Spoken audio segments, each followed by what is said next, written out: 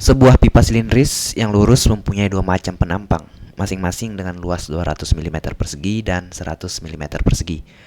Pipa tersebut diletakkan secara horizontal, sedangkan air di dalamnya mengalir dari arah penampang besar ke penampang kecil.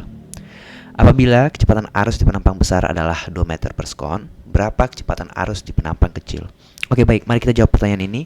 Pertama-tama saya sudah coba gambarkan pipanya seperti ini, penampang besar itu ya dengan luas A1, ini penampang kecil dengan luas A2. Mohon maaf kalau gambarnya kurang bagus. Oke, sekarang mari kita ingat ini terkait apa sih sebenarnya gitu ya.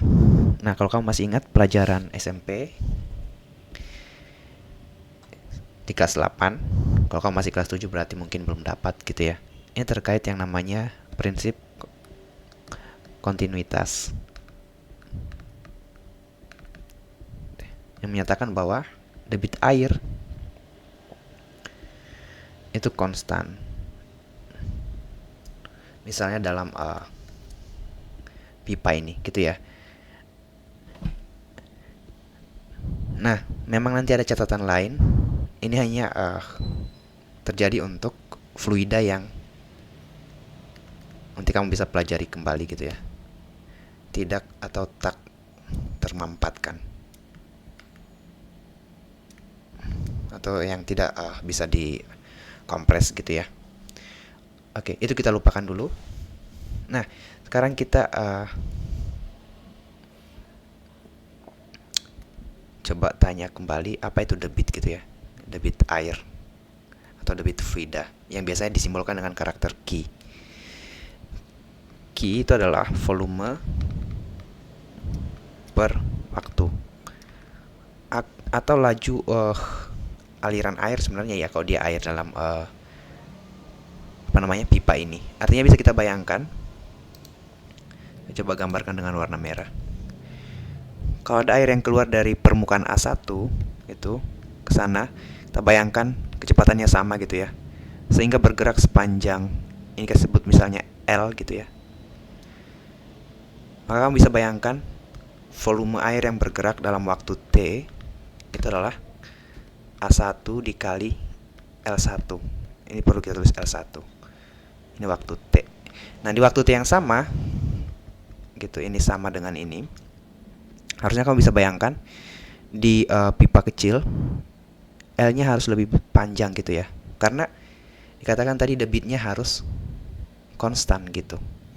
Atau volume yang bergerak dari penampang 2 selama waktu T itu harus sama dengan volume yang bergerak dari penampang 1 dalam waktu T yang sama. Oke, dari sini kamu bisa bayangkan bahwa volume di permukaan 2 itu adalah A2 L2 gitu ya. Nah, kita coba masukkan ke sini, maka debit adalah A dikali L dibagi T. Nah, sementara kalau kamu lihat L dibagi T ini tidak lain adalah kecepatan dari fluida itu sendiri. Maka kamu bisa tulis A dikali V. Itu adalah debit. Oke, ini hanya mengingatkan sifatnya. Maka dari sini kamu bisa tuliskan kembali debit di permukaan 1, di penampang 1, kita sebut Q1 itu harus sama dengan debit di Q2. Atau mohon maaf, di penampang 2 maksudnya. Q1 harus sama dengan Q2, atau A1V1 itu harus sama dengan A2V2 gitu ya. Kemudian kamu diminta mencari apa? Mencari kecepatan di penampang kecil gitu ya, atau V2. Maka V2 itu sama dengan A1 per A2 dikali V1. Nah, V1-nya berapa tadi? V1 berarti di penampang besar di sini ya. Itu sama dengan 2 meter per sekon. Oke, ini saya hapus dulu. A1-nya berapa? Itu yang 200 mm persegi. A2-nya berapa? Ini yang 100 mm persegi. Sekarang kamu tinggal masukin data-datanya untuk mendapatkan nilainya.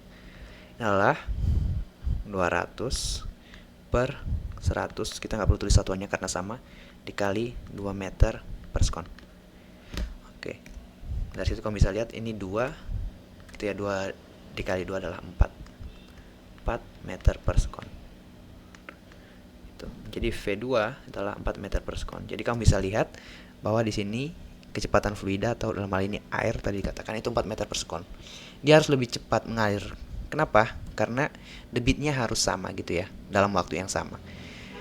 Oke, sekian dulu pembahasan soal ini. Semoga membantu. Jika ada yang kurang jelas, silakan boleh ditanyakan.